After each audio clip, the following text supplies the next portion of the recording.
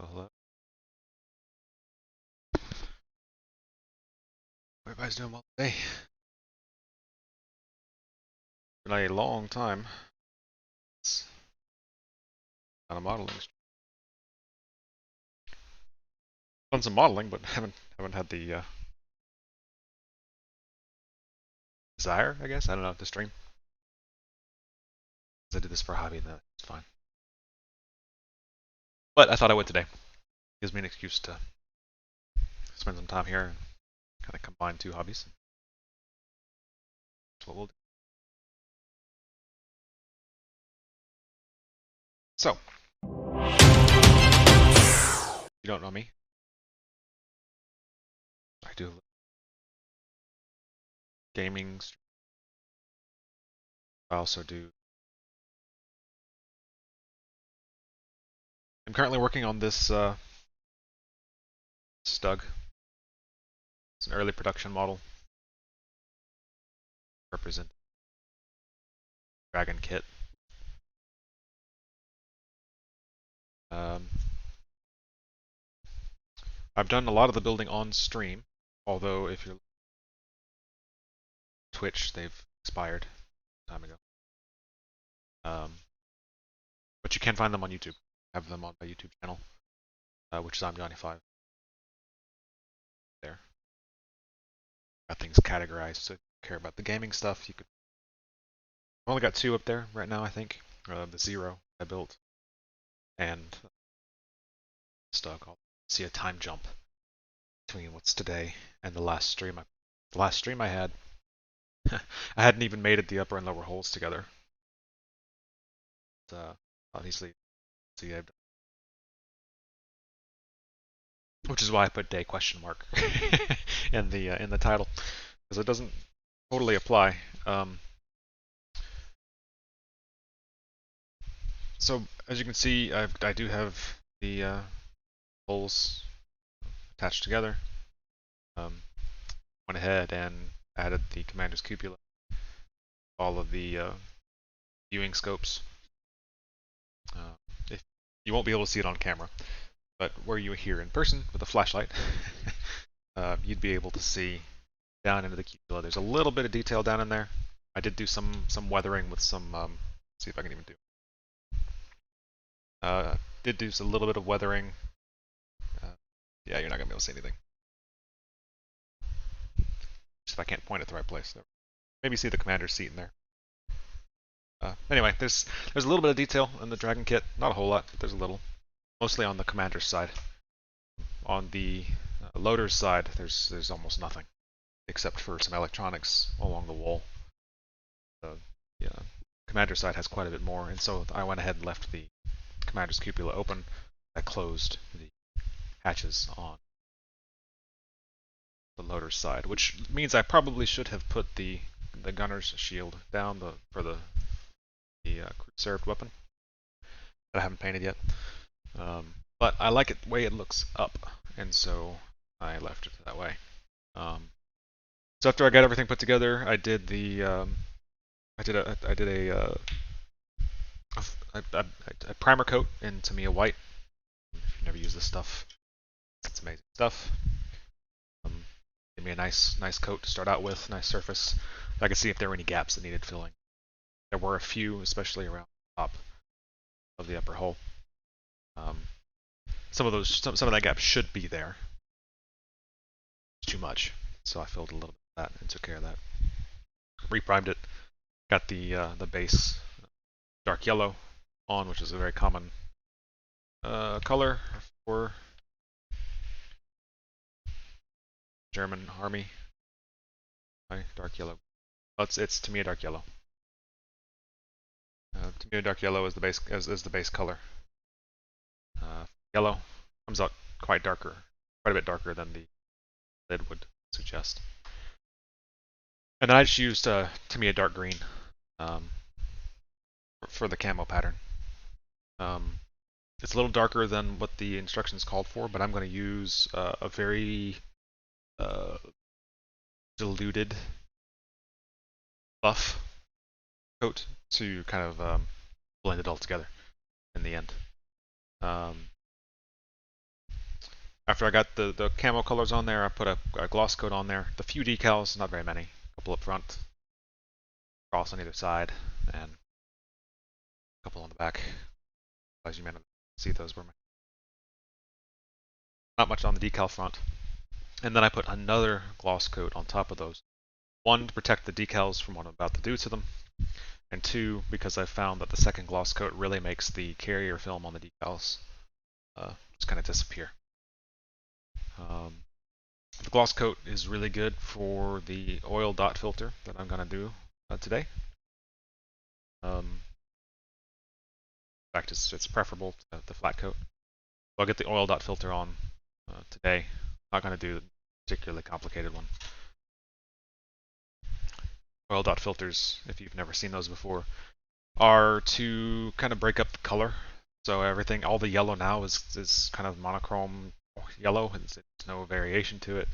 You can certainly do some things like pre-shading to take care of that.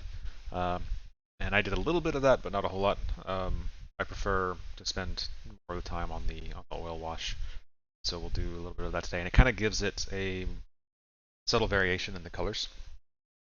So it makes it a little easier to see that it's not, that's representing something that's not just a plastic toy. So that's primarily what we'll do today. Depending on how long that takes, I may do some track assembly. The tracks that come with the kit are very nice, with the exception that they don't snap together in any way. So you'd have to glue them link by link, literally individual track links. And they're very well molded, they're very well detailed, but on German armor, the tracks weren't live. And that, what I mean is that the tracks sagged over the road wheels. So that would have been fine across the bottom, it's a nice flat surface, but as soon as I got to the return wheels, it needs to be able to sag over those. And I could have put the time in to do it with the kit tracks, but I decided I didn't want to. So instead I got some replacement tracks from T-Rex. These are 3D printed, which are really amazing. They go together. It says they don't need glue. I actually don't know how to put them together. Need to look into that to see exactly how they work, but they have pins that attach each link together. And so it's fully articulated once assembled. Will allow me to have the sag that I need in the tracks. And unfortunately, these tracks didn't fit the kit sprockets, so I had to get a couple drive sprockets to take care of. Might get around to that today. Might be pushing it to think I'd get there. Kind of just depends on how long I decide to go. How interesting it is to the public. But I will do the oil filter, dot filter. And I want to go ahead and do that because it takes a long time for oils to dry. And I need to get a flat coat on top of this before I do any weathering. So we'll do a little bit of that later on, but today will likely probably just be the coat. So how do we do that? Well, I like to use, really any oil paint will work. But I have just a variety of colors of oil paints. I've just got them at Hobby Lobby or Michael's, or pick your craft store. A couple of different shades. And you might be surprised why do I have this bright yellow here on you end up not seeing the brightness quite so much when all is said and done, but you like to have the variety. So I decided, I have a red and I have a blue gray. I decided to keep it just to these today. The yellow because of the yellow already here, the blue and the yellow together because of the green help a little bit. The black and the white to give a little bit of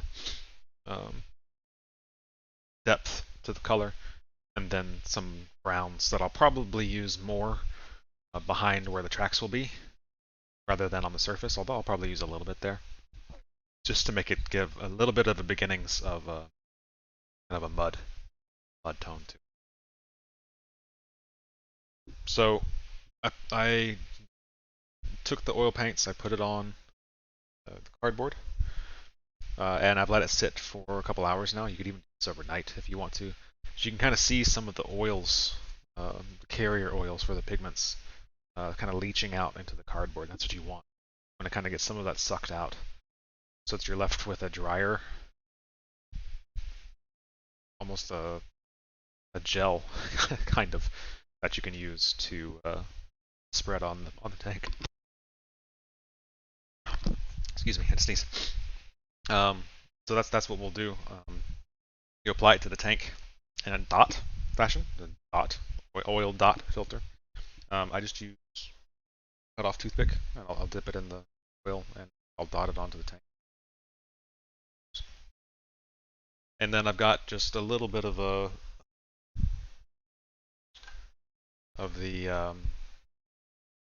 I say the coming out today. Mineral spirit that uses to thin the oils and clean the brush.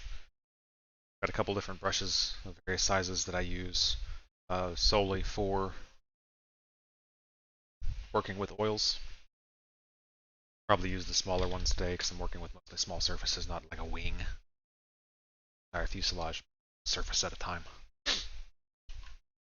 And then I have a folded over paper towel on top of another piece of cardboard, and I'll use this to pull some of the mineral spirits out of the brush as I go along. I also have a fan going. Hope you can't hear that, but this stuff stinks. Even though it's odorless, the mineral spirits don't smell too bad, but the oil paints themselves are pretty strong. So I've got a fan going, sitting here.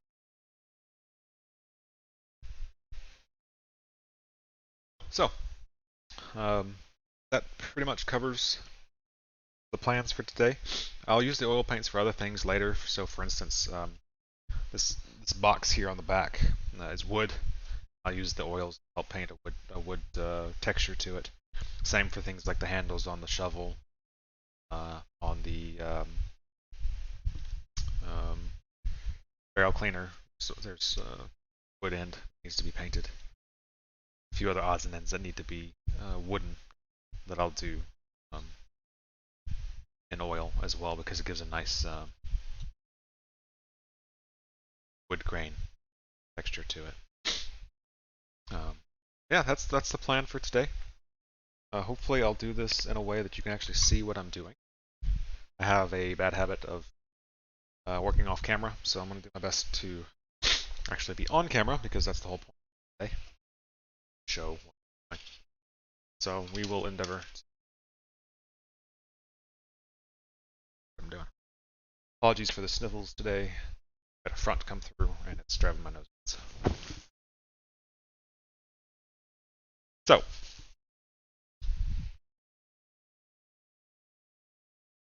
I might actually start with this medium brush.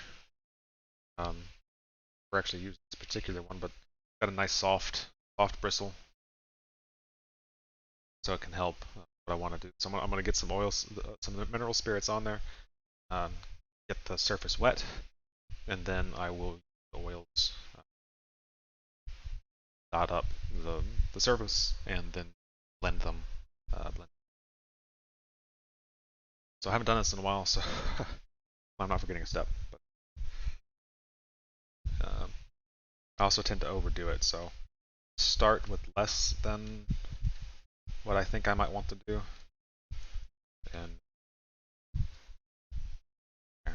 so just put a little coat of the mineral oil on, or the mineral spirits. Then, like I say, you just take the toothpick, dip it in the paint, and now you're going to think, oh my god, he's ruining the tank. Trust me, I've done this a few times. Not ruined tanks, but dot filter. So I'm not doing a whole lot because I've got several colors I want to put on there. Clean it off on the paper towel. A different color. The nice thing is this, both the nice thing and the problematic thing with oil paints. They take forever to dry, so you're not really in a hurry here.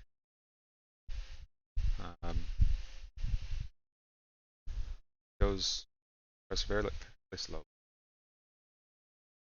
The white.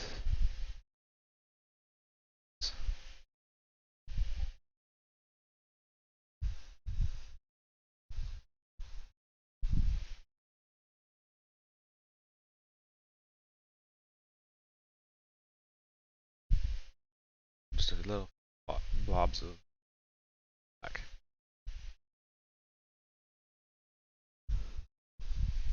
Now you're looking at it and thinking, oh god, what has he done? Focus, please. Should be a focus. If there are focusing problems, please do. You guys fairly well. I'm gonna get a little bit more of the mineral oil on my brush. I don't want it sopping, so I do dab a little bit back onto the paper towel. Then you typically want to brush in the direction of gravity. That's going to be difficult here. So I'm going to try it in the opposite direction. The good news is I can always clean this off if I hate it. I'm going to brush up rather than down, because brushing down then it's going to pull all along the track guard there. So I'm going to pull up instead of down. So I'm just going to go across the surface.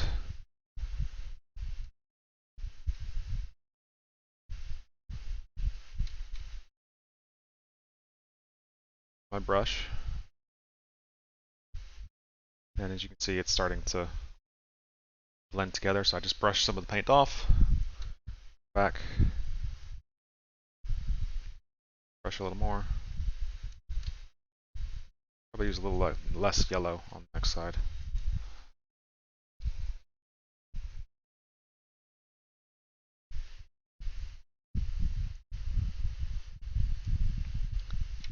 As you can see, it goes away,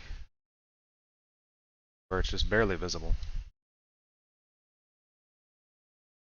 But what it does do is it gives you a little bit of a variety, and it's a little difficult to see until it actually starts drying. It gives you a little bit of variety in the hue, the tone of the paint. It provides some nice variation to the scheme. I'm gonna come back. I'm gonna add a little bit more blue.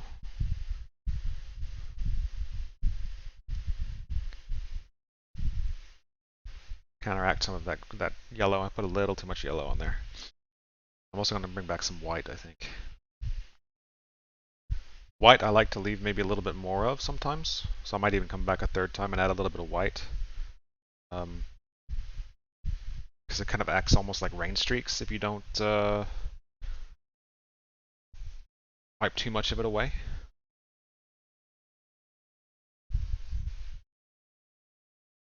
Again, I'm just kind of pulling up. As you can see, if I left it like that, then we'd be working with something that's a little outside the scope of reality.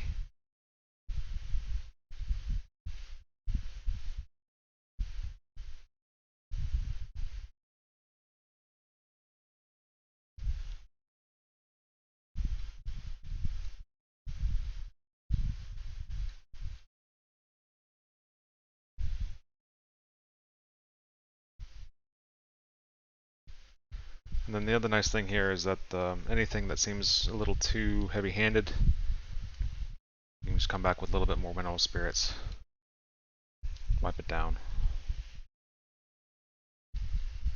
and it takes care of any extreme variations. Because we're not looking for extremes here. This is just meant to be subtle gradations in the color.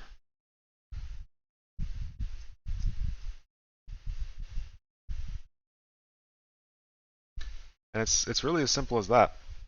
That's what an oil dot filter gets you. Again, it's a little difficult to see in camera, perhaps. But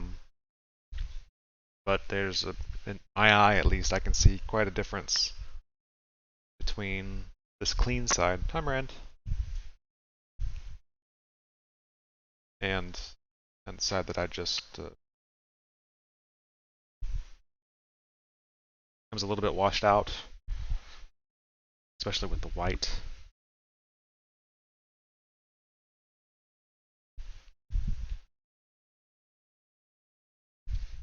But it provides a little bit of variation to it.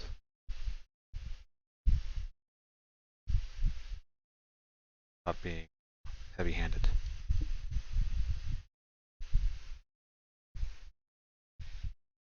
White also kind of does a nice job of fading the green a little bit, and I can make it kind of spotty if I want. A lot of flexibility with this, and like I said, if you don't like it, take it off. That works pretty nicely.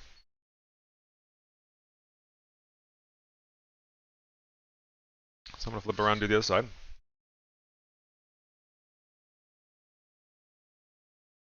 Same start.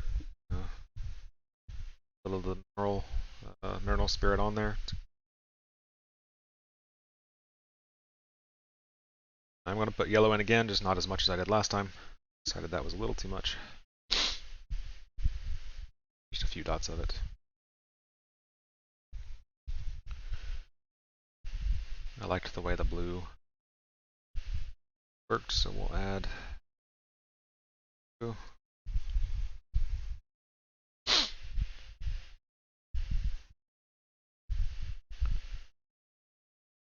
The white.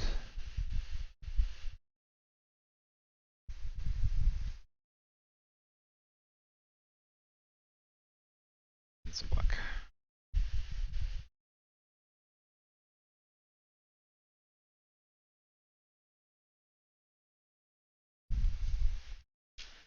We just repeat. How's your day going today, Marent?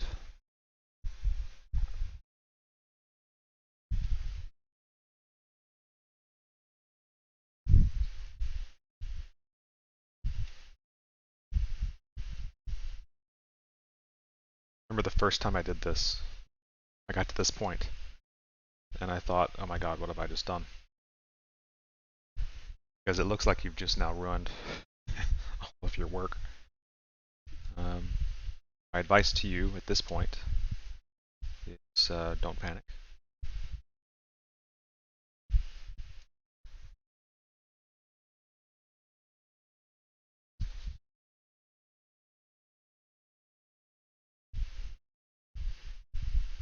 It is eminently correctable.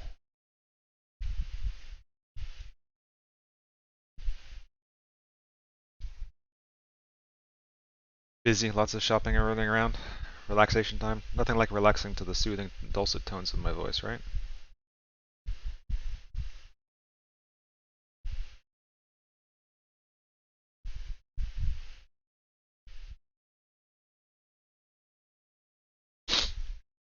We actually had a fairly busy day ourselves.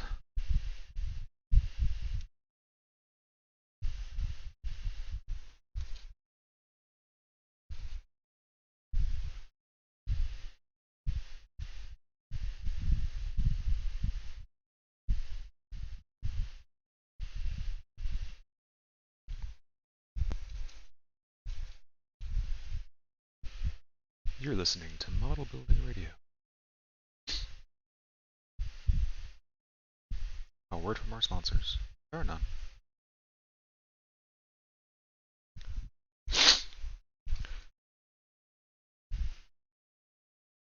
I'm liking the way that's looking. Hard to see, again, I know. I need to figure out how to get a good angle of this on camera. It's not the easiest thing.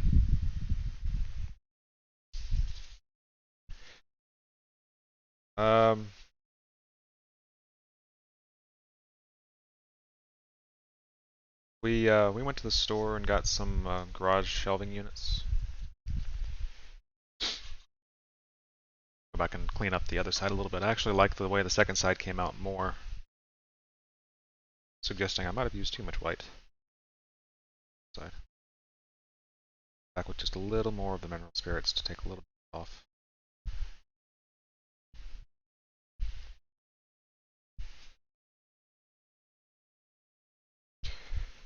I haven't put them together yet. Min actually left to get some more decorations for the hole. And then it took me a while to set this up and eat lunch and anyway.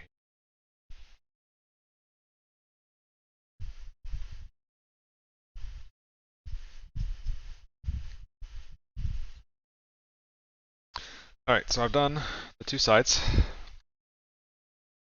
Pretty pleased with the way they've come out. I think now I will do the surface of the upper hole. This is going to be a little harder. I'm not going to do as much per space, and I'm probably going to do each space a little bit separately because there needs to be some directionality to it, especially if it's going to be trying to mimic some water patterns a little bit. So, need to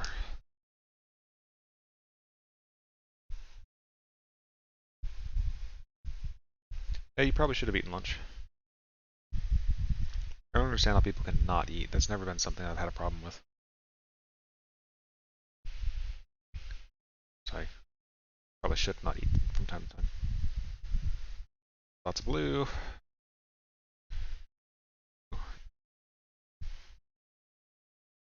Low.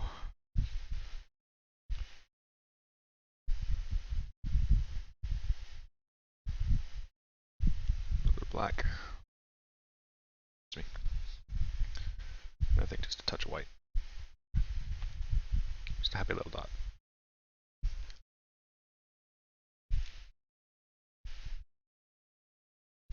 And we've got our brush with mineral spirits again. I'm going to brush to the rear here. Just this one little panel.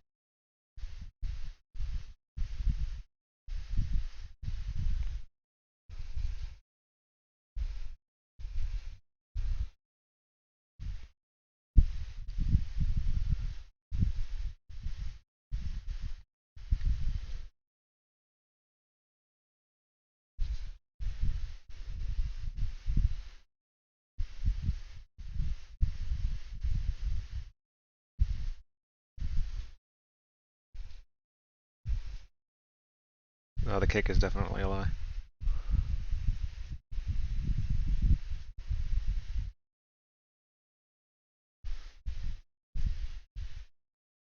Go. I don't know if you can tell the difference between. Maybe this will make it easy to see. This middle panel and the panel to the side. A little bit, well, it's shiny because it's got liquid on it, but it has some gradation to the color. The other panels don't. Again, we're looking at this panel here. So hopefully you can see a little bit of what's being done.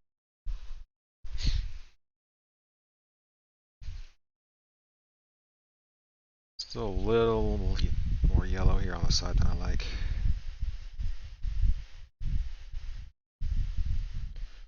Just take a touch of black, a bit of that in.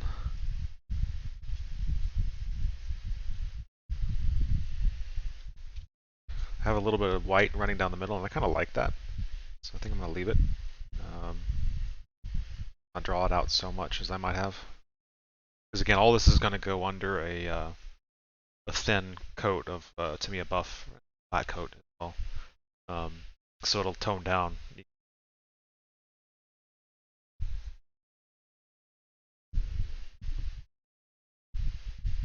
This side surface here.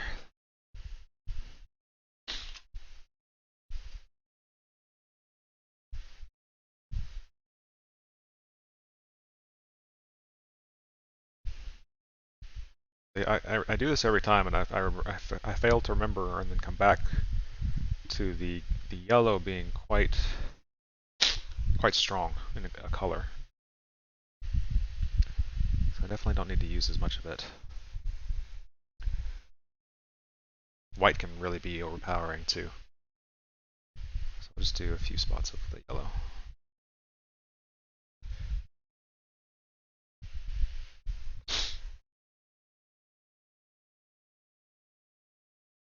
Hi Pirate, you're playing RimWorld, and you have good news and bad news. Is this RimWorld good news and bad news, or is this real world good news and bad news?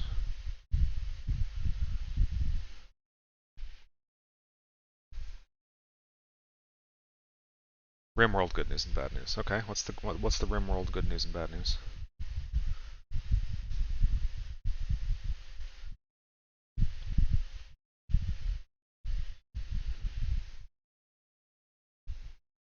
I think I'm being creative here. I put an extra splotch of white or black under the hinges here because that's the direction the water would run off, or any sort of oils or anything. I'm hoping that streaking will show that. And the paint streaking, not the nude streaking. We don't do that on the stream.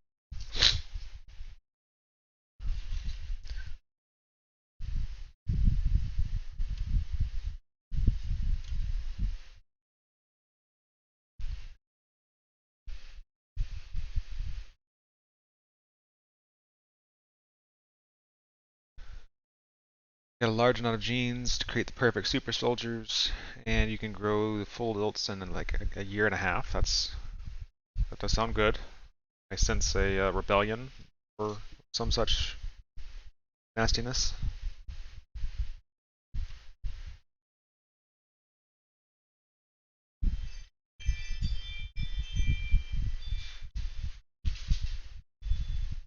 Sounds like the wife is home.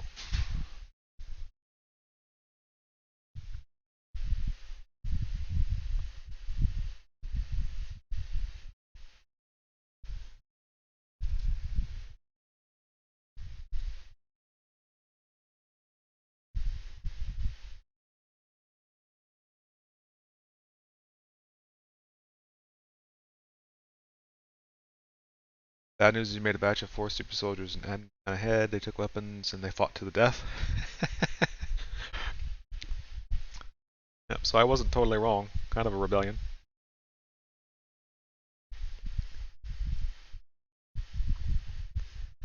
Somebody were asking me if I had a friend who might create genetic super soldiers or super virus that ends the world, um, he'd be right up there on that list. Don't act surprised. Search your heart. You're flattered.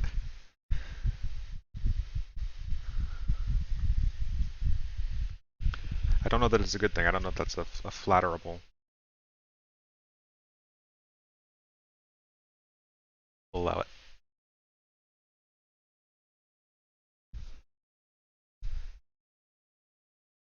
Oh, here I am working off camera again. You guys need to yell at me for that.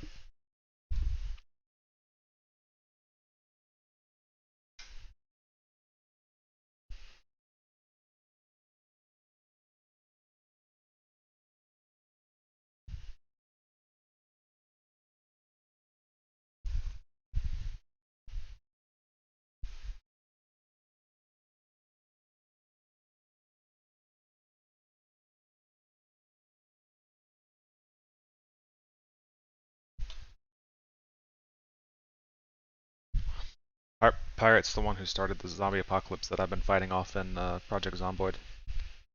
Unsuccessfully, I did. Not the creation, but the fighting off.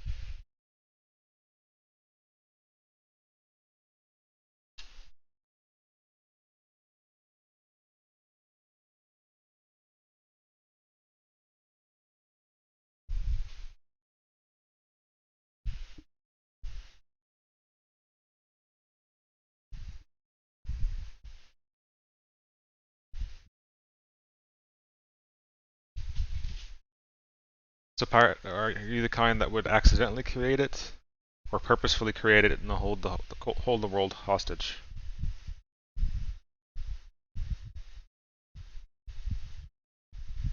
I think I know the answer. I have an answer, but I'd like to hear what you think.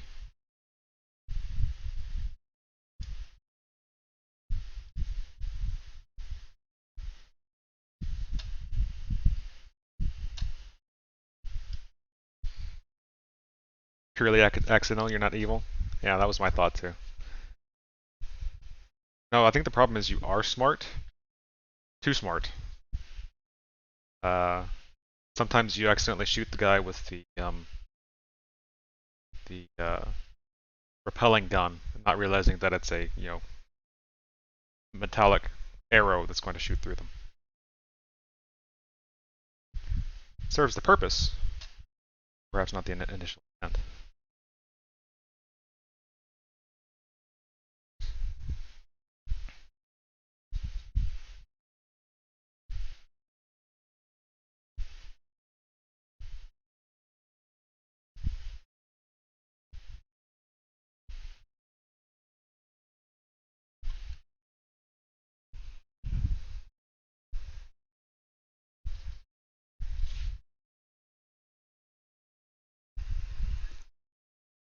So hopefully, as you can see, this is not a particularly complicated process.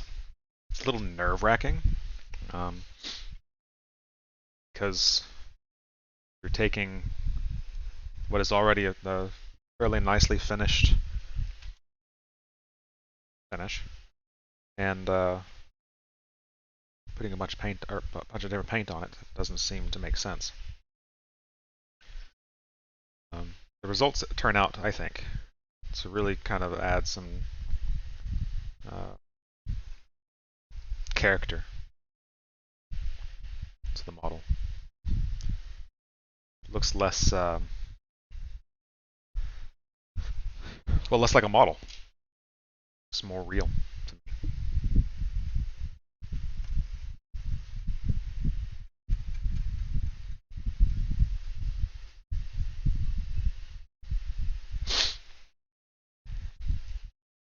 You can even vary it up if you want. You can have some panels that have more, some panels that have less. Some panels you leave more of it there, some panels you barely have any.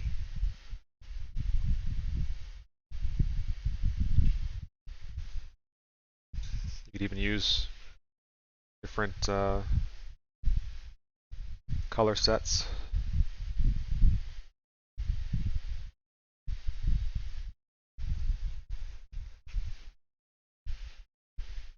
Use more of one color here, less of one color there.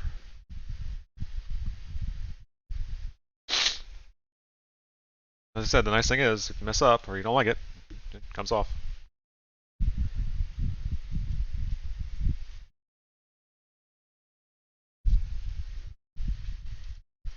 I do recommend, though, if you do this, to work in small areas at a time. Not get carried away and try not to put dots all over the entire kit and then start cleaning it up.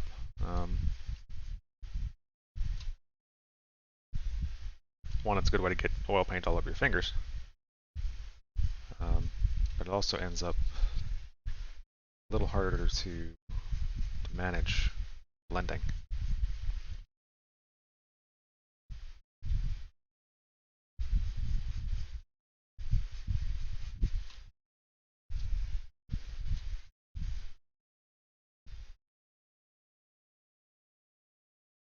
Oh, Pirate, are we still RSing tomorrow?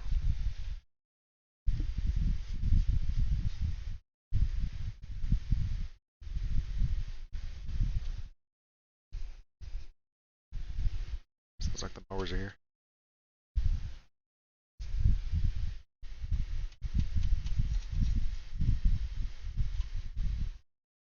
Off camera again.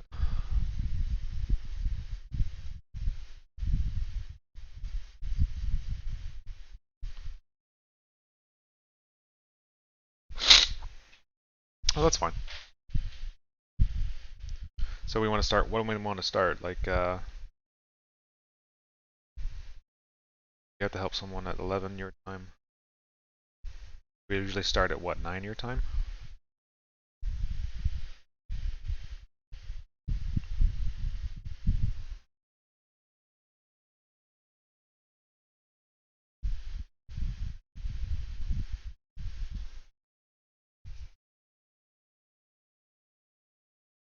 I can start at 9 my time if you want.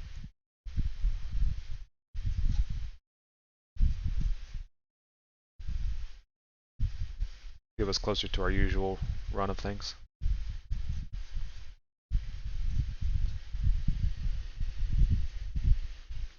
Sounds good. Sounds goof. Sounds that too.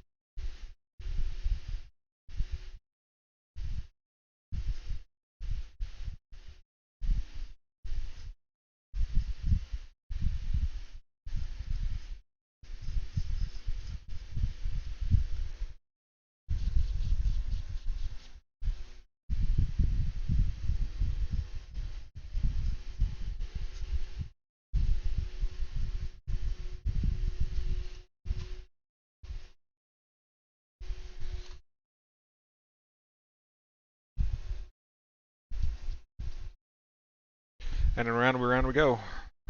So we've got one more top panel.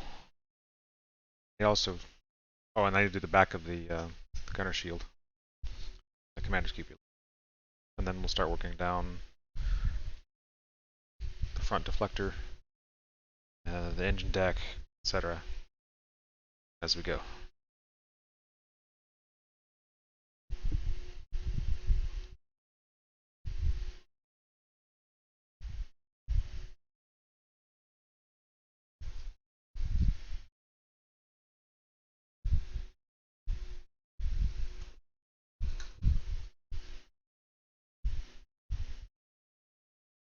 We're trying to be directional with my strokes here because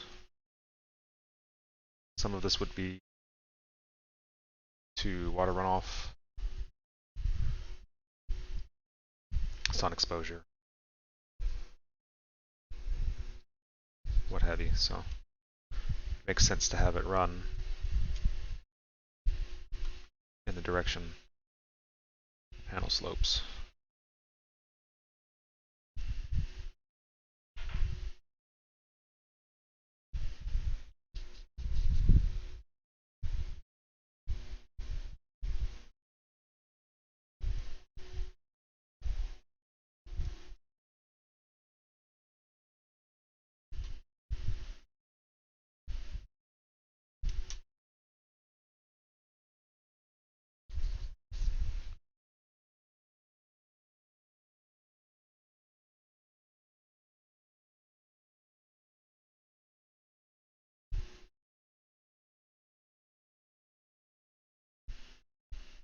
Do a whole lot the cupola here. Probably fade it mostly with pigments and pencils later.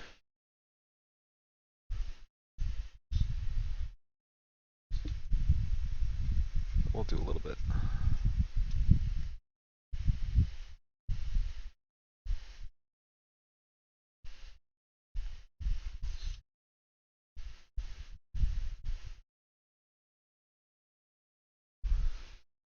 I need to fix this.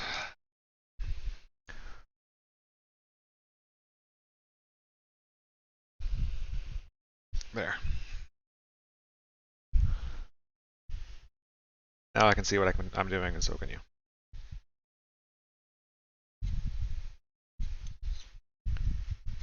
at least to some degree.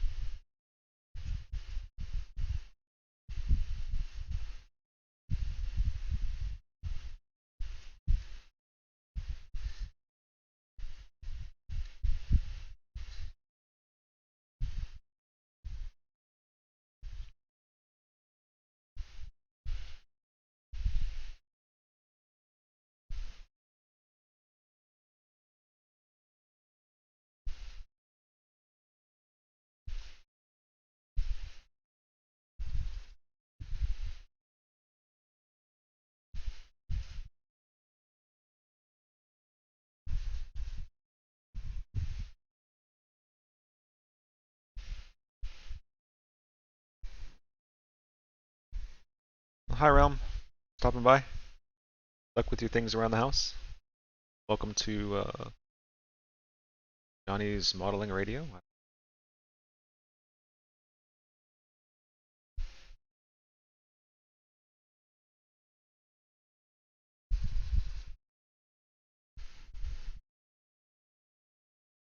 Now a word from our sponsors. Again, no one.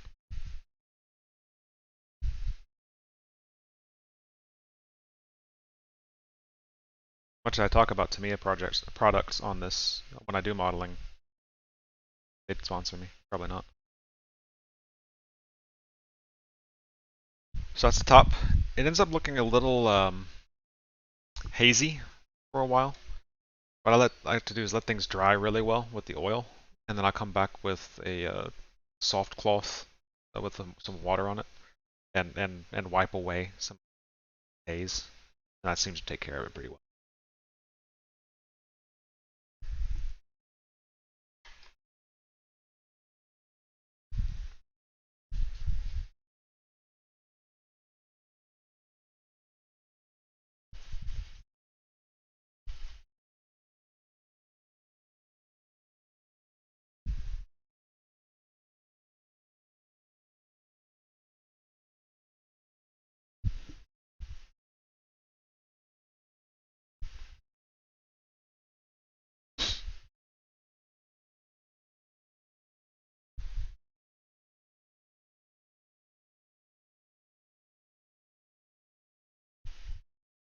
This is really the first step I do in the weathering process. I don't personally tend to heavily weather my models. It's certainly gotten beat to shit.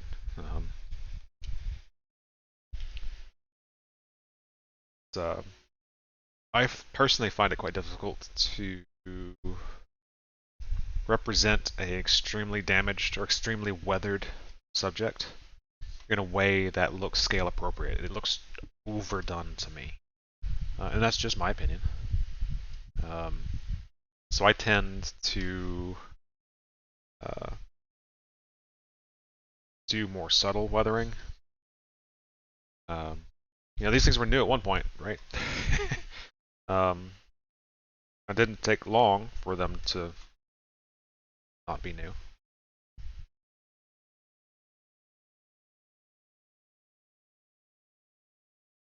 But I don't tend to do the heavy panel fading, the extreme chipping and rusting and things like that that some people do. Because I've never really gotten the knack of it. Nor personally care much for the look of it. Again, that is personal preference. There are definitely some masters of it out there. So what I tend to do is I do this step first. So maybe you can start to see some of the differences between the coloring of this panel as opposed to the one over here that I haven't done anything to.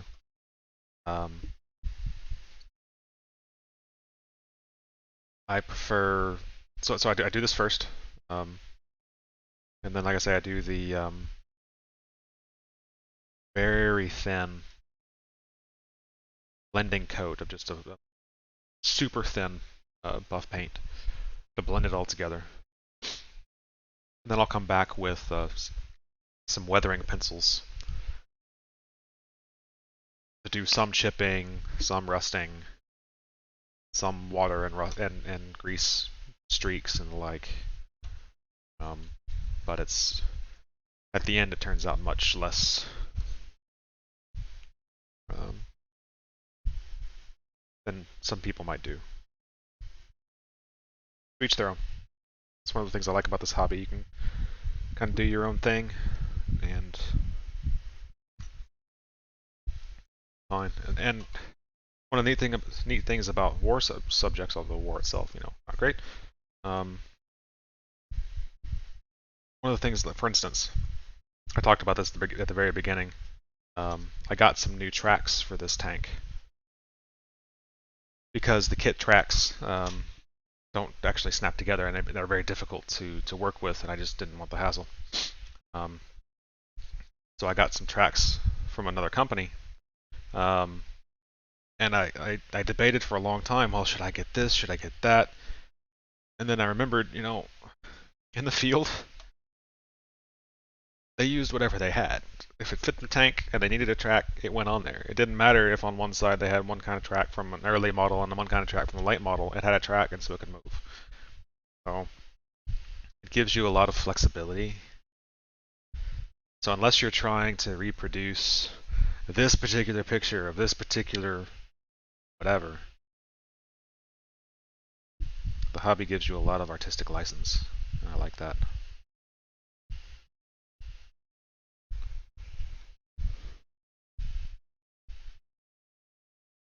I think I do a halfway decent job of it.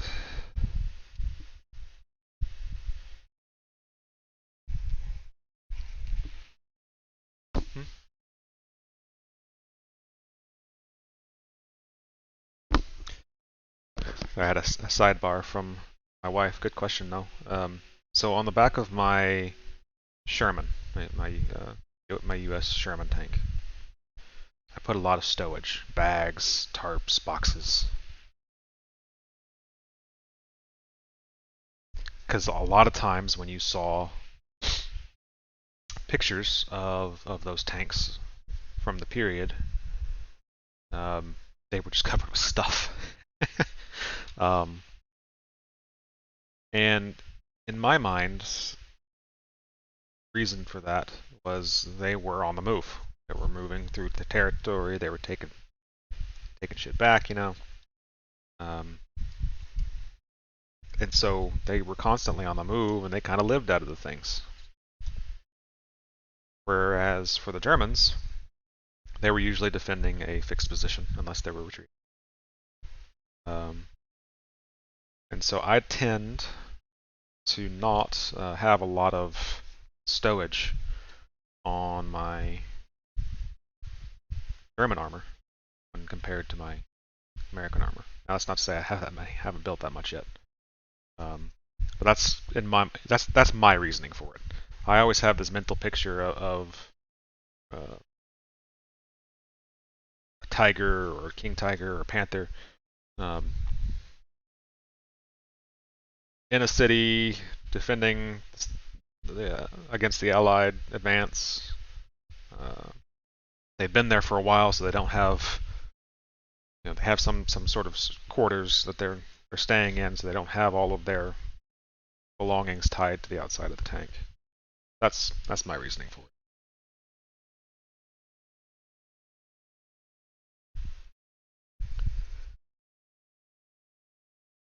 Now, one thing I will do is when I assemble the tracks, assuming I have some left over, and I should, I'm going to actually attach some of them around the spare road wheel here, as if they were extra tracks that they were bringing with them in case of a breakdown.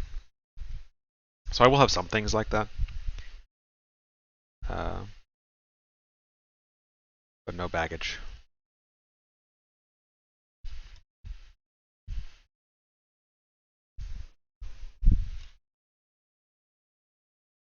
Again, just my personal headcanon, whatever that's worth.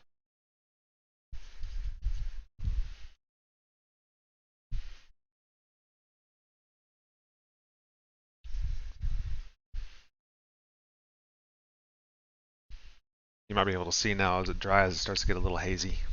It's mostly the mineral spirits. Once things start drying a little better, I'll come back with a wet cloth to wipe away the extra mineral spirits. And as I said, anything I miss will mostly be covered by future weathering that I still have yet to do.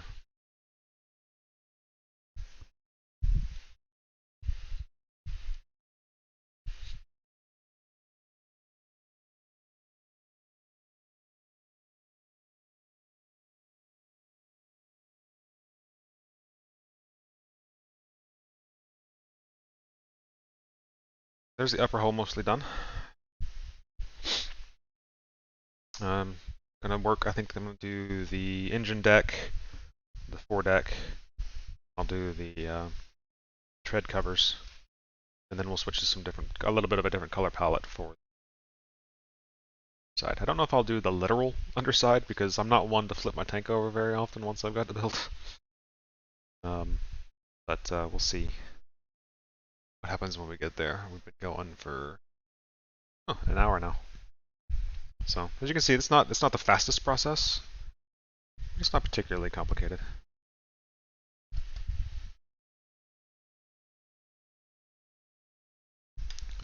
I'm doing the back of the crew compartment. Not going to do much here because you can't really see much behind some of the implements there.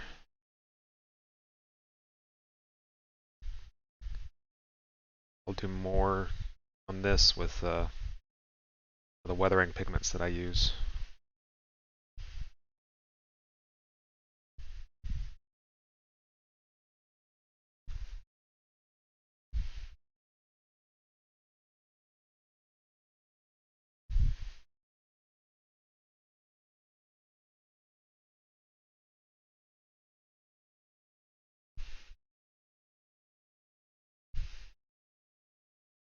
You guys have any questions about this or anything else? Feel free to speak up. I don't want to be a broken record talking about the same thing over and over again.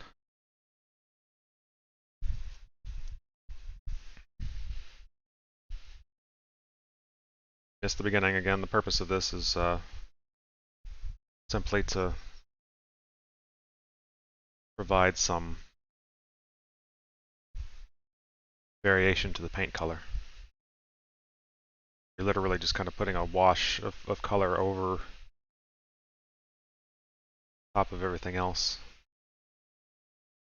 to give it some differentiation rather than just being a block of color. That just gets boring.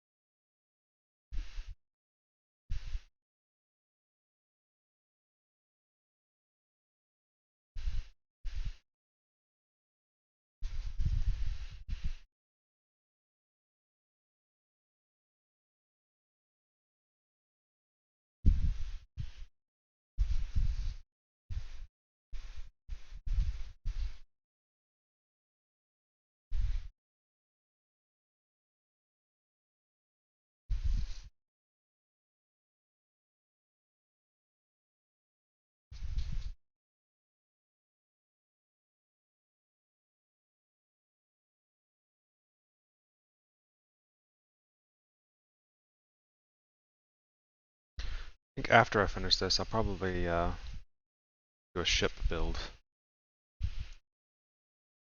Really enjoyed the complexity of those.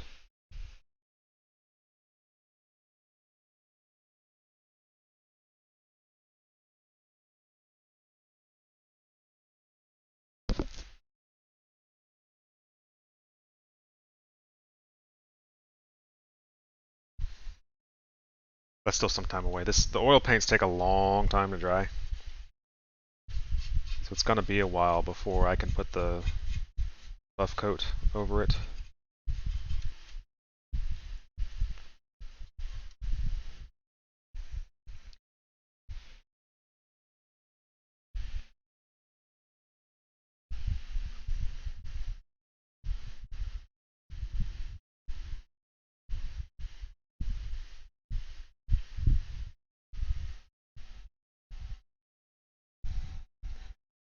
I've got a cruiser, San Francisco, I think it was, that I think I will do. So all I've built so far are destroyers or similarly sized things. I think I would like to try something a little larger. Without going full battleship, which I have a few of those as well. Perhaps more than a few. But that's on a scale that I'm not ready to attempt yet.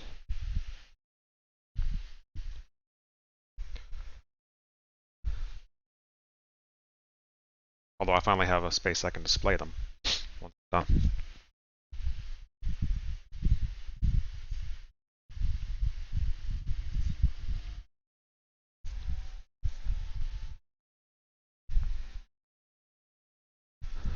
Do I still talk with Zen? Sometimes.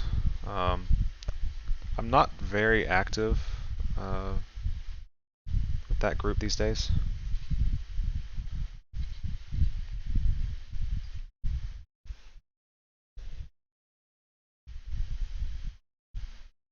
Last I saw, he was really into 3D printing.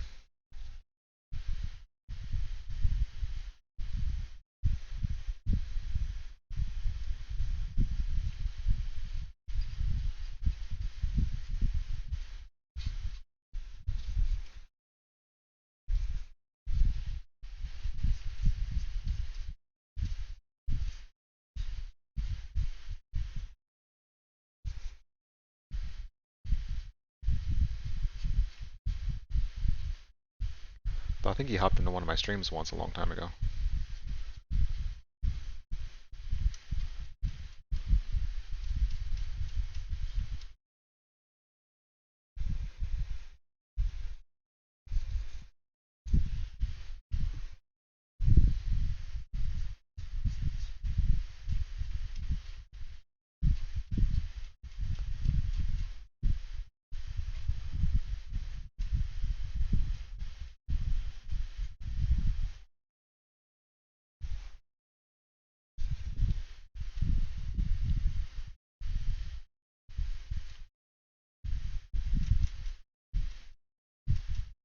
Yeah, I haven't talked with him in a while.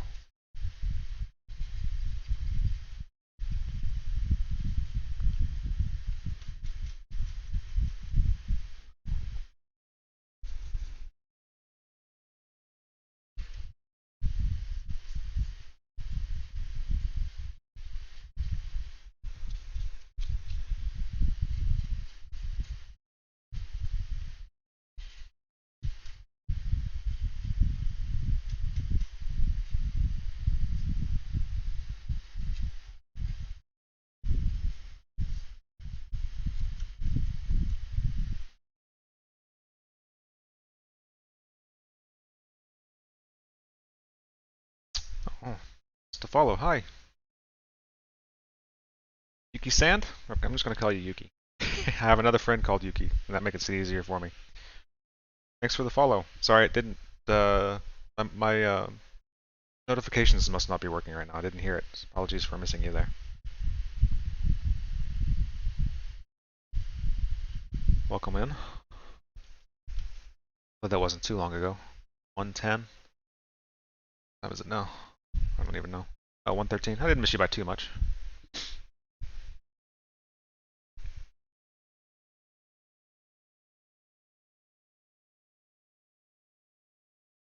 Oh, thanks for the follow, Freak. I was actually looking at my thing at the time, so I got to see you. Do I have any tips to paint tabletop stuff? If only my brother were here. My brother is a big figure painter. I not so much. Um, are you just starting out? Is there something in particular that you have a question on, or just in general were you looking for tips?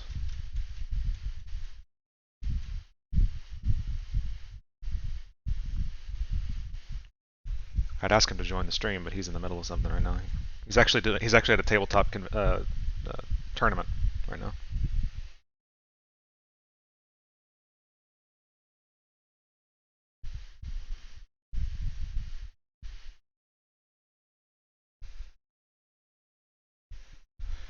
So you typically want to put lighter colors down first because they're easier to cover with the darker colors. It's not always true, but typically the lighter color usually goes down first.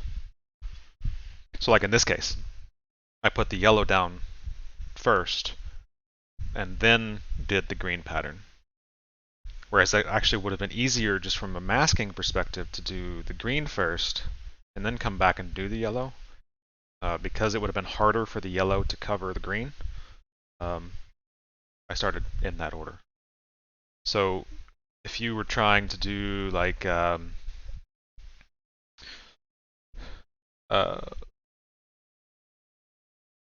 Warhammer figure or something, and you wanted a kind of a blue armored color to it, but then you wanted to come back and do a dark colored wash to bring out the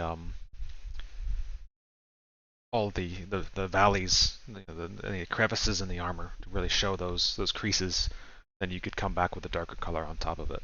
I said that's not always true because then you could come back with a dry brush with some paint on your brush that's just barely any paint at all and pick up the highlights. So it's not a steadfast rule, but typically you want to do lighter colors first.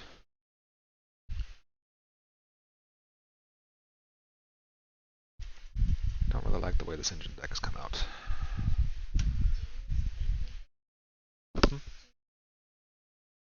Can.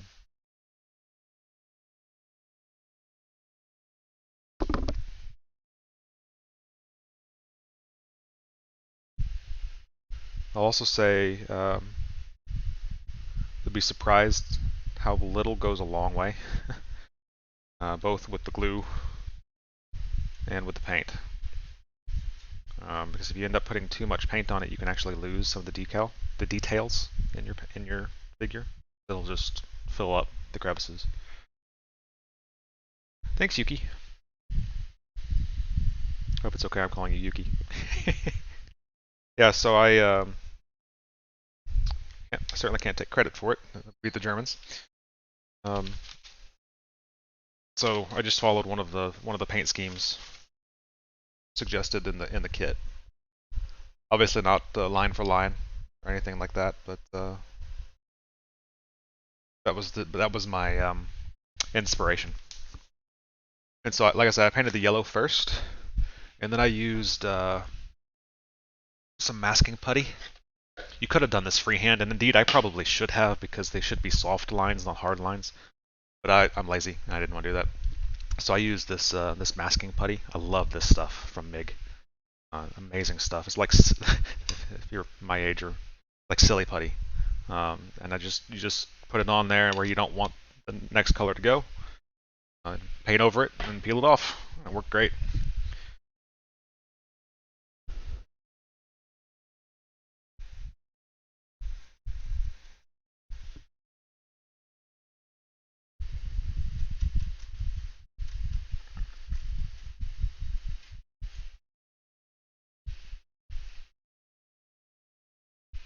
Like I have some that's still on there. Sliver of it didn't get off. Nope, I was wrong. But the MIG putty is great stuff. It's now I found that it doesn't react well to lacquer paints. So if you're using like a Tamiya spray can, one of their rattle cans, which is what I did for the road wheels, it seems to have an adverse reaction with that. but just the Tamiya paints out of the bottle, they seem fine. Yeah, that make putty is great stuff, and there are other companies that make similar stuff. Um, you can use like blue tack that you'd use almost to put posters up. Well, you have to be careful about how much it adheres to the paint. Um, but yeah, if you just like search for masking putty, uh, it's really good stuff. There's even liquid putties or liquid masks that you can use. So if you're trying to do a plane's canopy, you want to mask off the window panes, the canopy panes, but you don't want to meticulously cut out pieces of tape. There's actually a liquid that you can use for that too. I don't personally. Um, no real reason for it. I've just never used it, but they have that as well. All kinds of tools like that that make your life a little easier.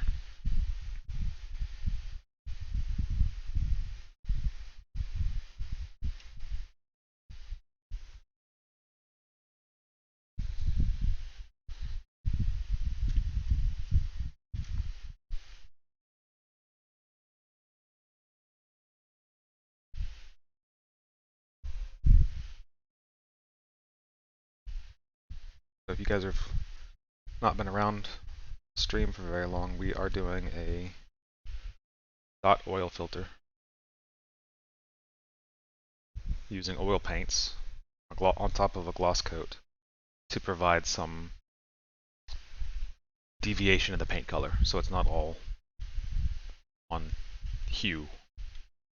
You end up with a very light coat of oil that kind of changes the overall tone of the color under it, but in different ways because you've got these streaks of color. That's what we're doing.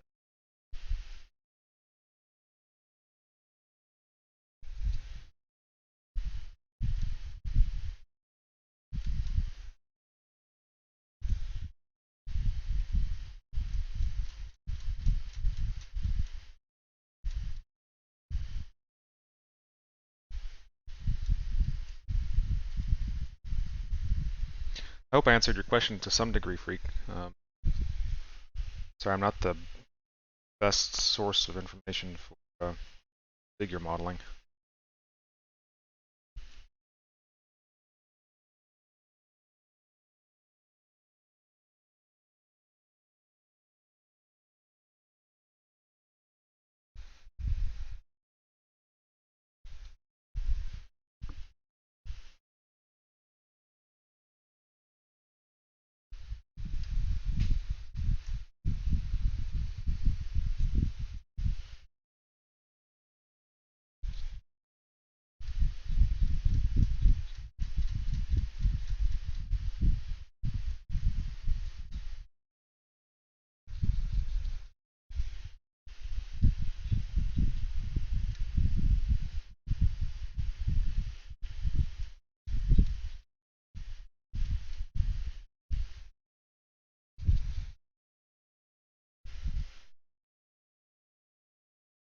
So I like ultimately this comes out quite subtle.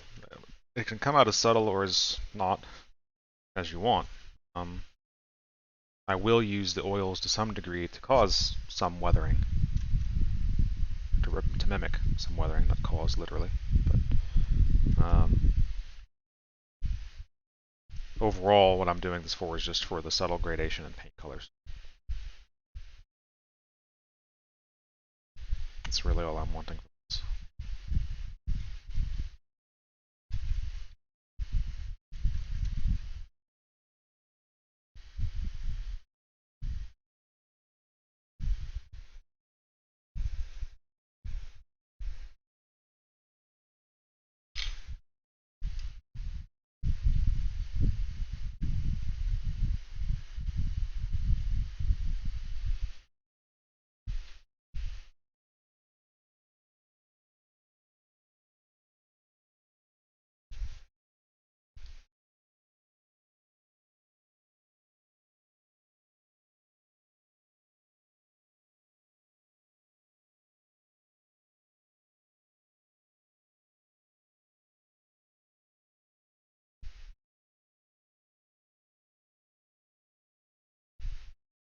I still need to come back and paint the exhaust and things like that, because those obviously would be quite distinct colors. There's still quite a bit of stuff left for me to do on this build. Oh, it looks relatively close to being done. There's actually quite a bit left. Track's notwithstanding, those are going to be a bit of a project. I'll show you those here in a minute.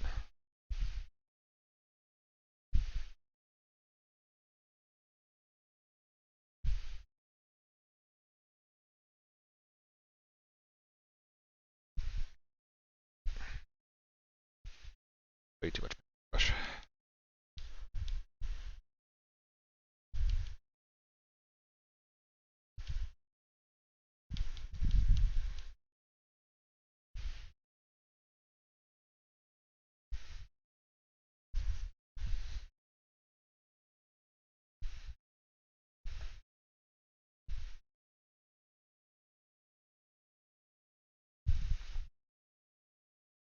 Starts to do nice things. So like the very bright white of the cross is starting to fade a little bit into the paint. Like I say, it does some nice things. The overall aesthetic, I think.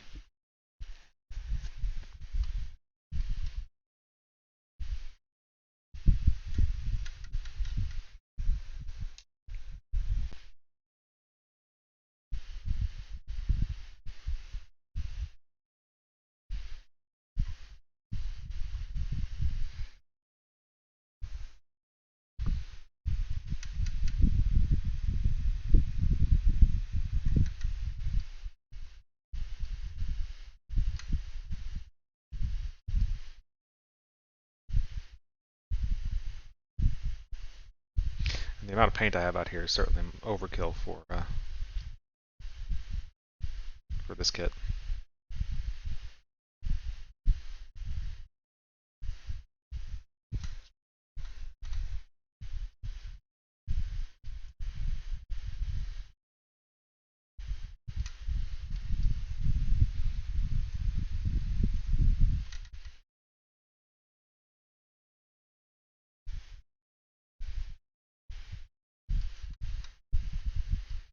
I'll paint the barrel last because I'm kind of using it as a handle.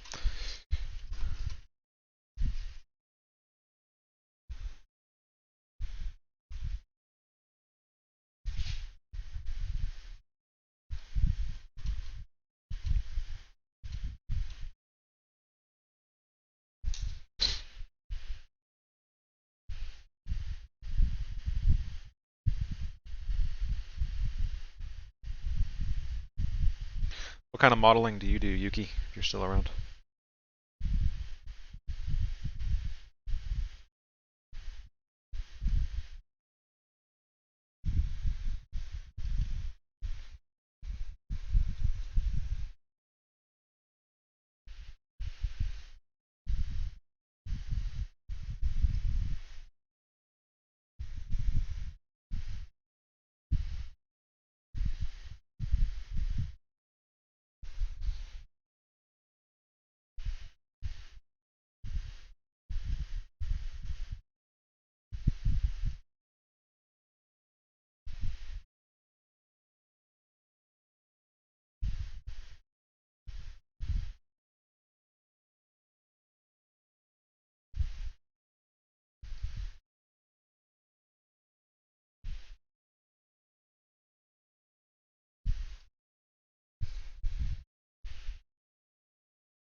A little everything self,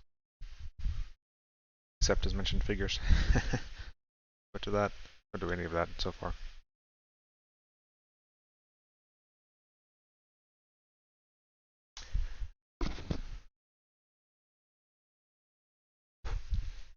Oh, that's okay. That's okay.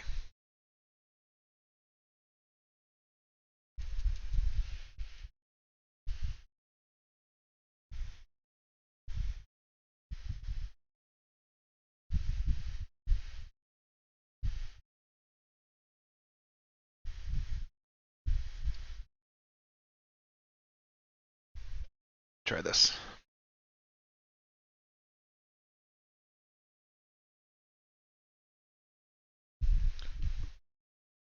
If that's easier.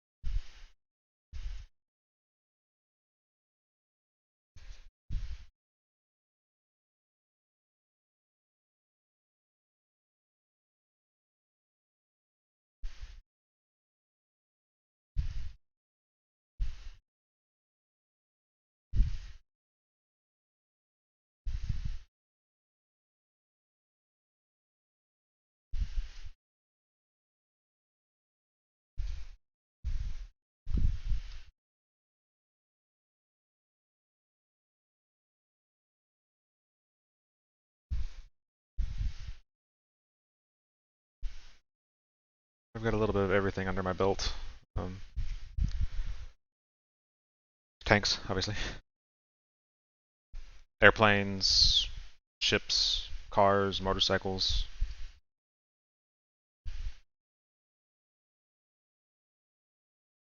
So I don't do figures.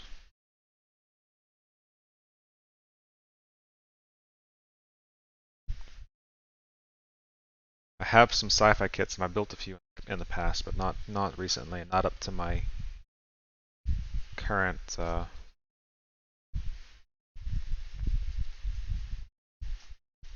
build level. These were a long time ago when I was a kid. It's a long time ago.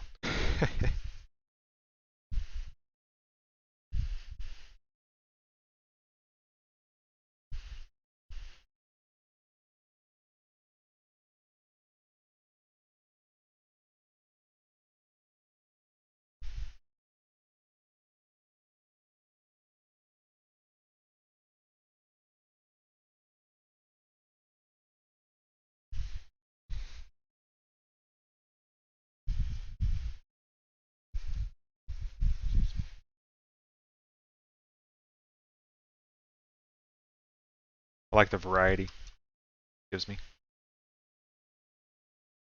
Different subjects tend to have very different, well, not very different, but different skills that you must build.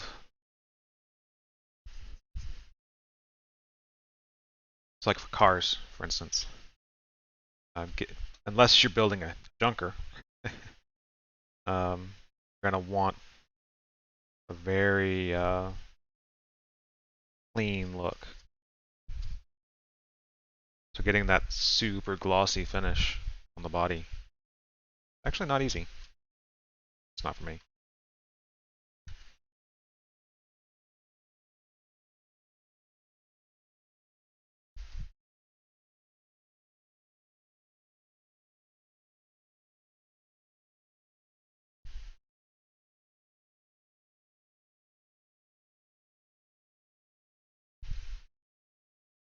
Tanks are weathered different than planes. Are weathered different than ships. Ships are typically a much smaller scale. This is 1/35th, which means for every inch on this thing, it would have been 35 inches on the real thing, or 1 to 35, or whatever unit you prefer.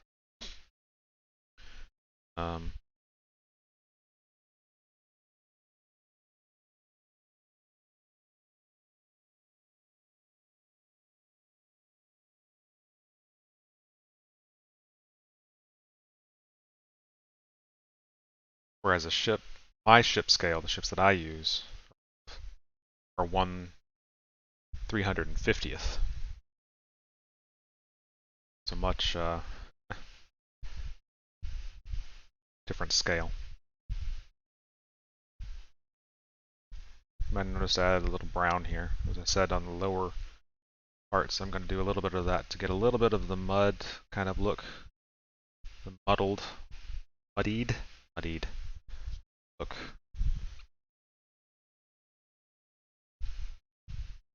to the paint color. You can see already maybe that it's quite a different in the tone.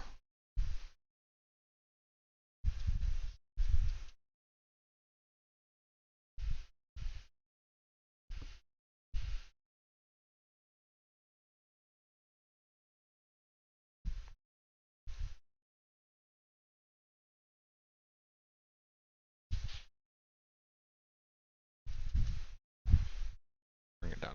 Actually, it's a little too much.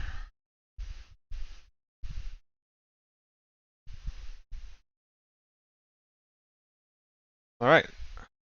Need to do track skirts and then the sides, and then we'll be done with. Oh, and I need to do the barrel. Let's go ahead and do the barrel.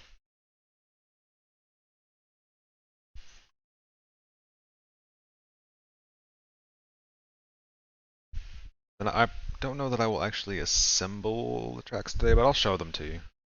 I certainly wouldn't have finished them on stream anyway.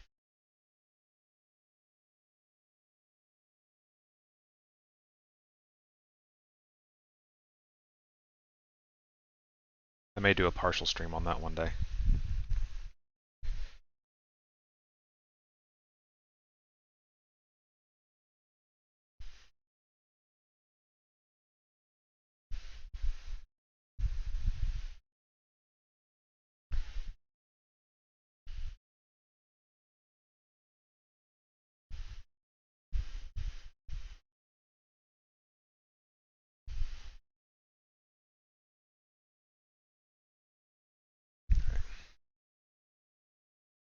Very easy to get it on your fingers doing this.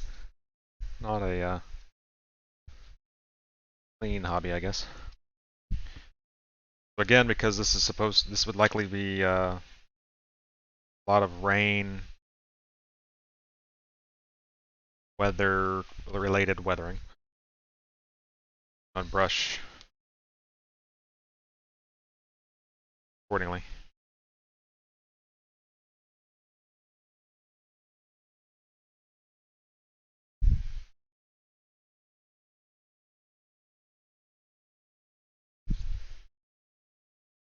I've got it on there, and then my paper towel off to the side here to remove some of it from the brush so it's not so strong. It doesn't just completely muddy together.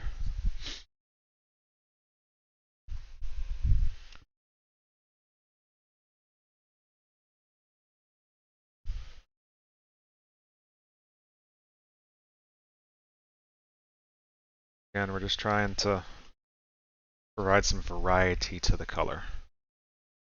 We're not meant to have large yellow or blue streaks anywhere. In fact, before I finish the upper surface, I'll go back and make sure that there's nothing super stand out. That's not what we're looking for here. We're looking for subtle grading of the color.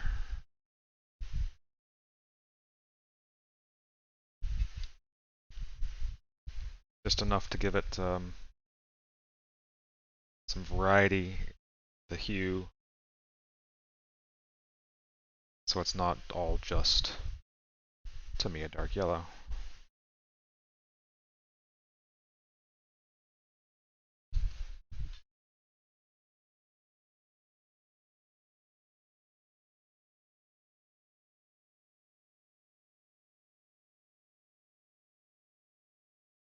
Hope the music volume is not too. Actually test that ahead of time. I should have.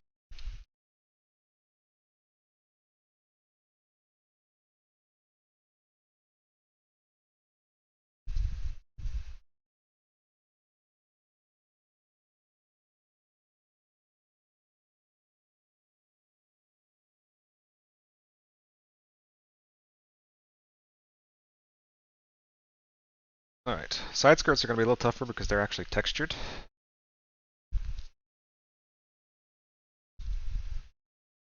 See what we can do here. I'll just do a little bit of it at a time.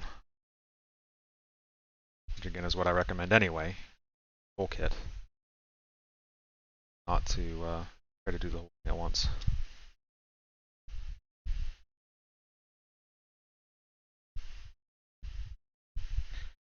Again, all the implements that are on the side skirts, jack, the tow hooks, the tow cables that I don't have the cable on here yet. I'll come back and paint them later.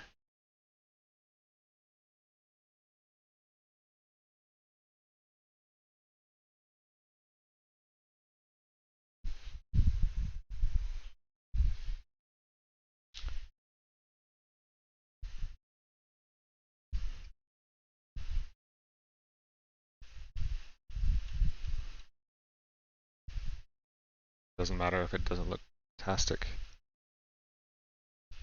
It'll get repainted anyway.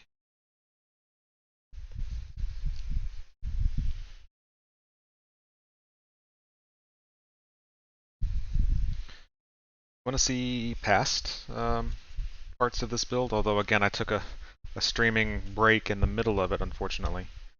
I do post these on YouTube, so you can find those at I'm Johnny5 YouTube. Both for the StuG as well as Zero that I built before this. Those are the only streams I've got up, I think, for that. I do stream video games as well, but obviously that's a different segment.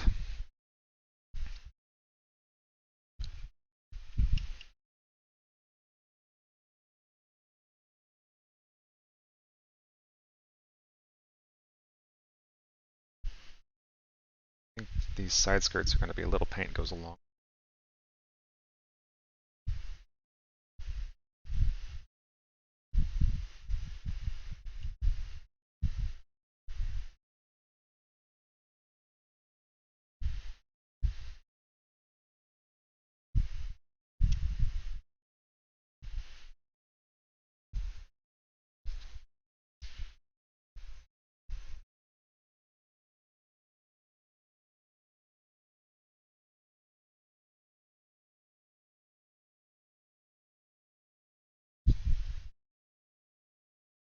Not just getting them all.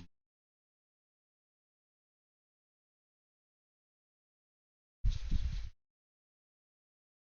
I mean, they would have been dirty, but again, I'm not trying to do extremely weathered build.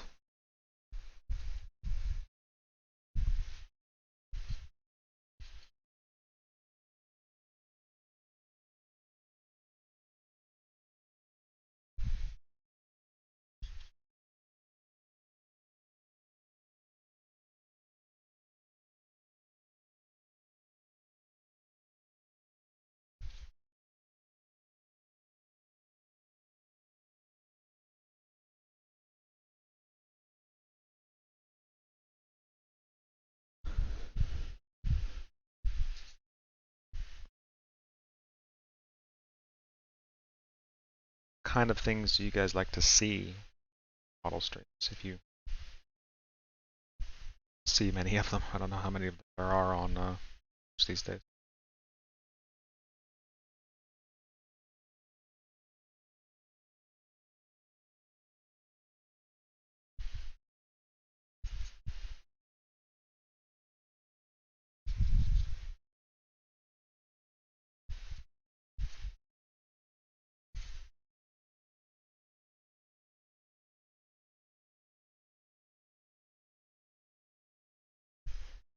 How many hours do I put into these start to finish? That's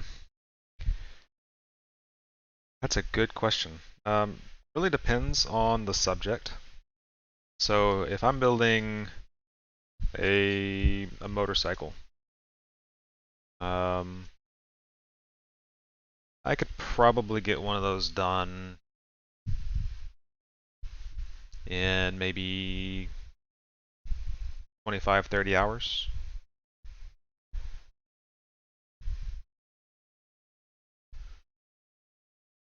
Because they're not particularly complicated. That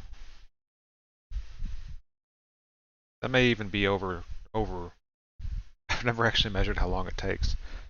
However,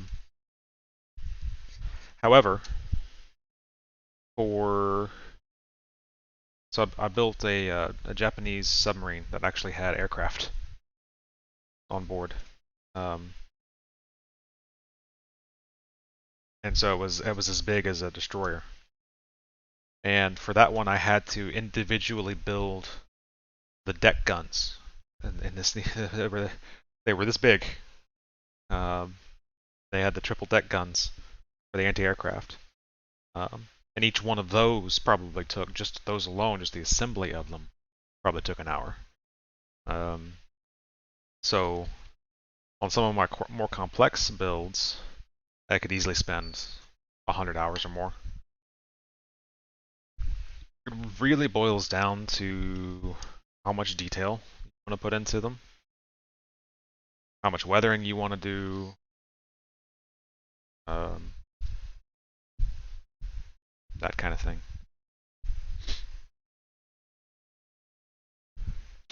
Yeah, look up the I-400, the Japanese I-400. It had a it was at the very end of the war. It did not do well. They had 3 of them.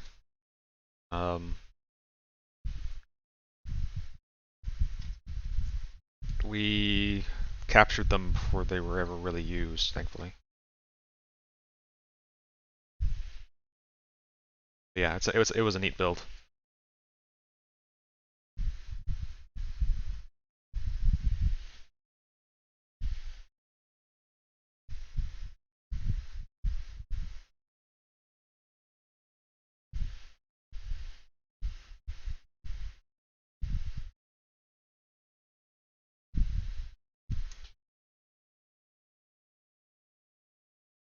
Yeah, you can definitely spend a lot of time on these if you want to.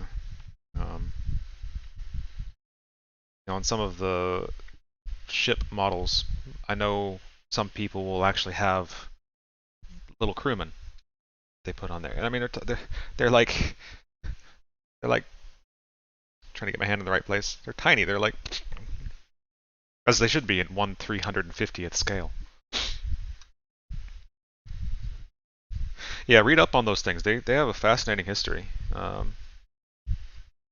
Said it's a very good thing that we intercepted them before they really got to use them. Towards the end of the war, one of the things that they were going to try to do with them was bomb the Panama Canal to prevent us from shifting some of our Atlantic fleet to the Pacific. Yeah, the more you know.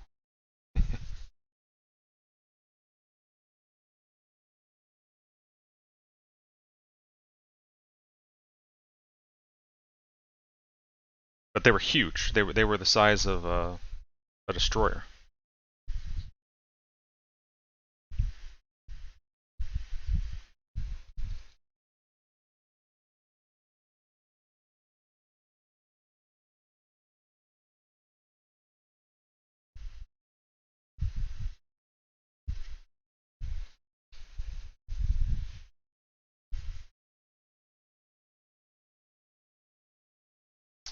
Oh no, pirate! Looks like you gotta take your revenge, huh?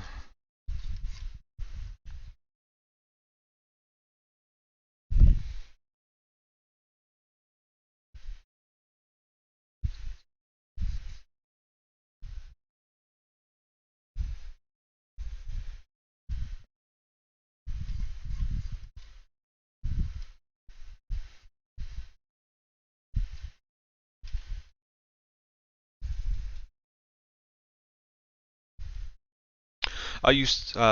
Can I? No. Can someone? Yes, certainly. I think it depends on how much you mean by completely custom. So there are certainly people who um, will take a kit and modify it into something else. So, for instance, just sticking with the ships, if you wanted to build a particular ship that nobody has a model of, but that was similar to another class. People will sometimes take the kit that's out there and modify it, build the subject that they were interested in. With the increase in 3D printing, that's easier and easier. In fact, just a second. So the tracks that I bought for this kit, I was talking about this earlier. The kit tracks, nothing wrong with them. Pause the oils here for a second. There's nothing wrong with them. Where'd I put them? They're well molded. They have nice detail. They fit together well, but the problem is they don't click together. They don't have a pin to hold them together. They have to be glued together. And on a US tank, that would be fine because their tracks were what was called live tracks, and that there was tension in them. So when they went over the return wheels at the top side of the track, return wheels, they stayed flat. They were taut. On German armor, on German armor, when they go over the return wheels, they sag over those wheels. They're not live tracks. And in order to do that with tracks that don't attach together with anything but glue, is going to be quite difficult. So there's this company called T-Rex that actually 3D prints all kinds of stuff, and one of them is tracks. So I got some tracks for this kit. They pin together, they don't require glue, and so they remain articulating, so that when I drape them over the road wheels, and the return wheels in particular, they'll sag like they're supposed to. And then I can glue them into place, but they'll at least take the shape that gravity would intend. And I had to get a drive sprocket for it. Well, these are 3D printed. There's just a company that has they created 3D models, and they 3D print the parts. So there's certainly nothing keeping someone from designing and now 3D printing an entire model. There are certainly people who do amazing things with just sheets of styrene, sheets of plastic. That's a little beyond my skill level, but amazing stuff that some people do. Maybe a longer answer than you were.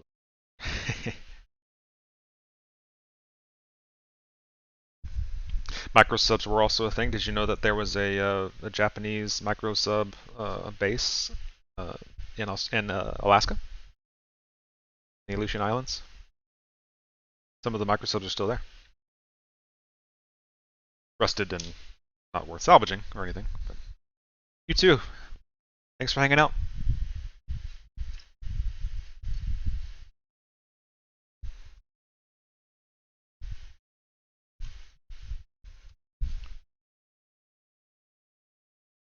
Too much white on the back.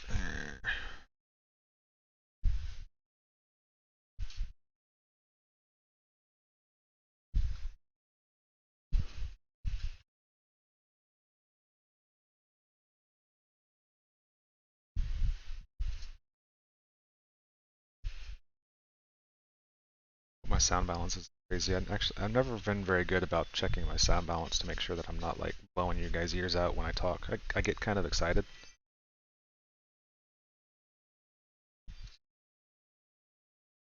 Kind of get loud sometimes.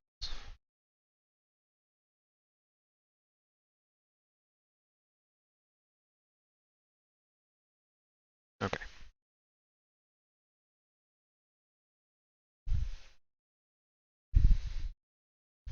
And so I don't think we're going to get to the tracks today, but we will finish the.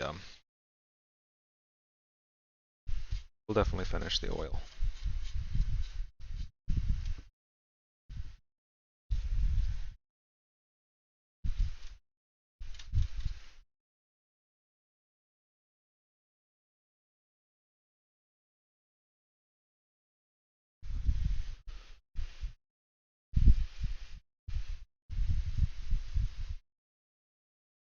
Like I said, at the end, I'll once it dries, probably tomorrow, I'll come back with a a wet cloth and wipe it down a little bit to remove some of the hazing that comes from the spirits. So down here, I think what I'm probably going to use mostly is blacks and the browns.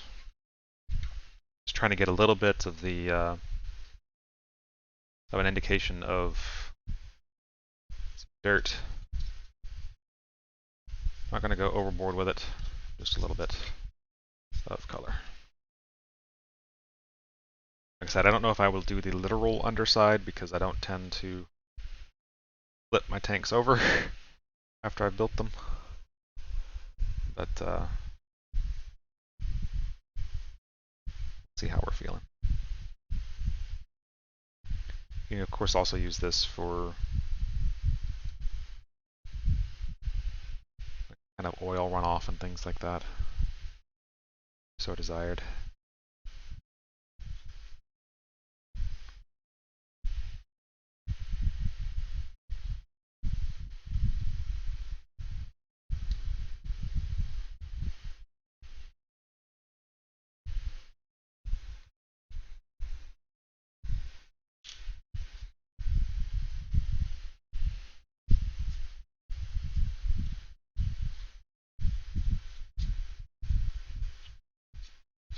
And this really isn't to get extreme weathering look to it. This is just to change the paint, because that's kind of boring, right? It's all one color. And it is all one color. It's supposed to be all one color. That's accurate. But in this scale, it becomes... doesn't look right. It makes it look toyish, put it that way. And there are lots of ways to get around that. Some of it is the kind of panel fading with light, kind of a darker color and a lighter color to make things look a little less monochrome. This is just another alternative. They certainly don't have to be done completely in isolation either. Some people will do both.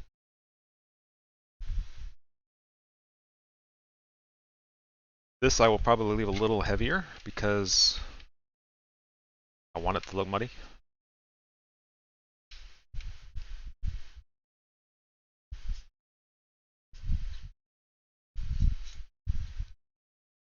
It's going to be behind, so ultimately you're not really going to be able to see a whole lot of this because it's going to be behind all the road wheels, which will line up, and then there's return wheels, and then the drive sprocket and the return wheel. So you're not going to be able to see a whole lot of it, but more than you would say on a Sherman that has entirely different gear structure.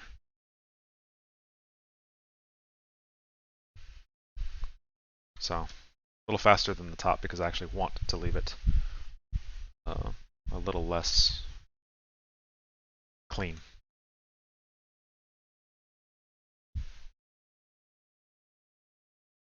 I'll drop the model, shall we?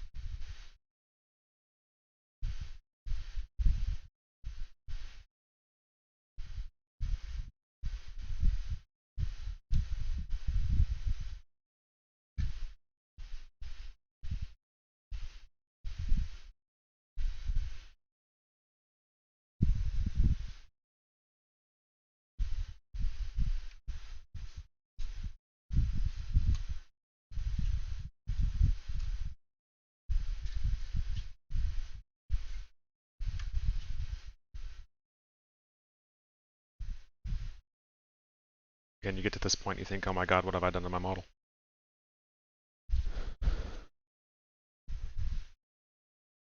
First time I did this was on a destroyer, Fletcher class destroyer, and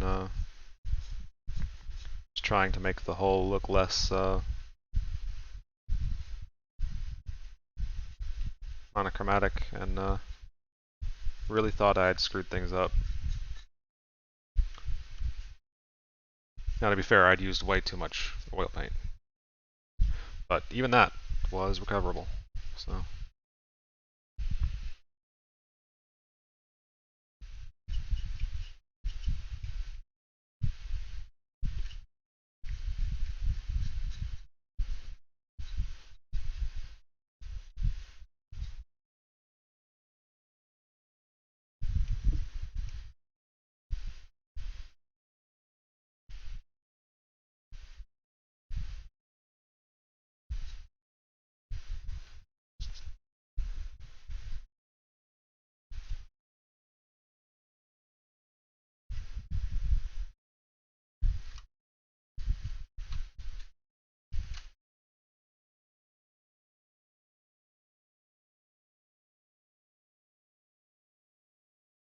All right.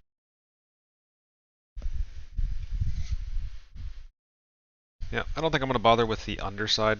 Like I say, I'm not going to do this very often, if ever. So, should just about wrap up. Hopefully you can see now it's quite different color on the top versus the color of the lower hull. And that's just with the oil filter on top of it. Now I'll come back and, like I say, I'll brush some of this off. It'll be a little less.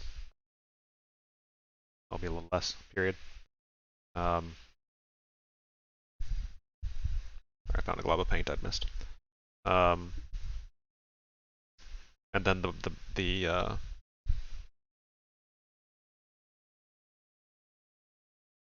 buff coat will go over all of it.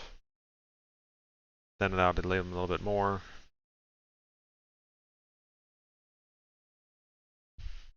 So, yeah, there's still a lot to do.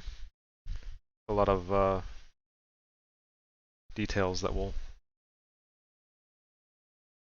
come through. That's the general idea of oil filters. So, again, it looks a little hazy right now. I can't do anything about that right now. I need to wait for the paint to actually dry a little bit before I come back with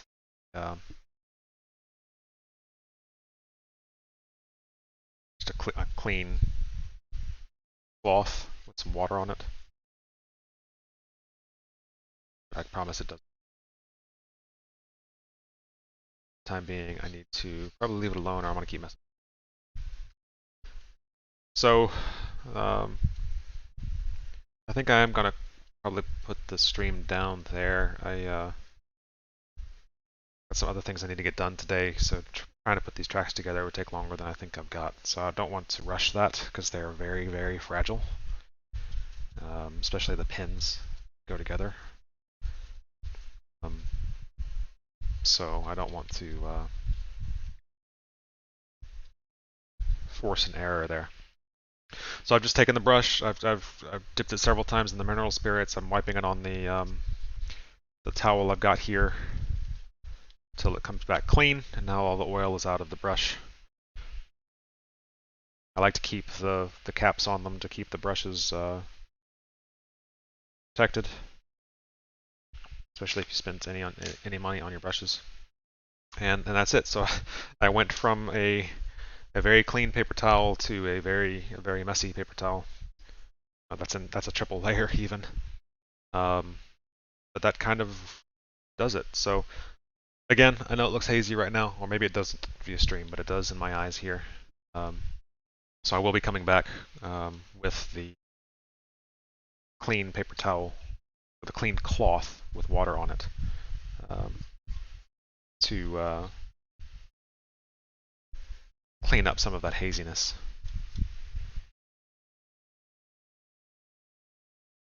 Maybe later today, more likely tomorrow. Just to get it ready for the the buff coat and the flat coat that go on top of it.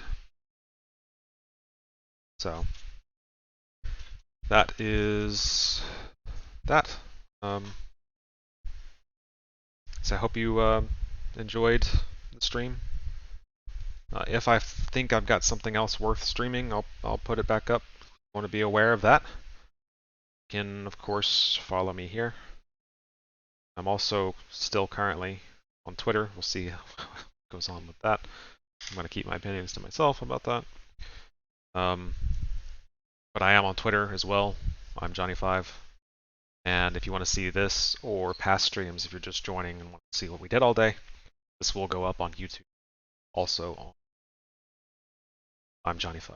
So we might do like a track building and painting stream one night. Certainly a short stream on the weathering.